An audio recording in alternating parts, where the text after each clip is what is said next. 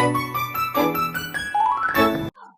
guys, it's me back again for another mini vlog. Dahil birthday ni Kuya Ethan, kumain kami sa Jollibee. At thank you pala kay Tita Balat niya at kay Kuya Maki at sa Ninang Marilyn niya sa cake na binigay kay Ethan.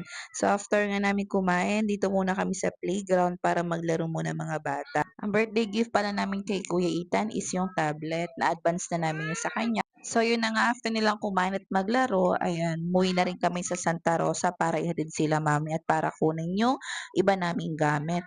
Then after nga nun, umuwi na rin kami sa San Pedro at kasama na namin si Ate Zoe dahil ayokong may naiiwan sa mga anak ko at naiiyak talaga ang mami ninyo. May isa pang wish ang Kuya Ethan na kumain sa McDo. So yan, binila lang namin siya sa drive-thru kasi nga traffic.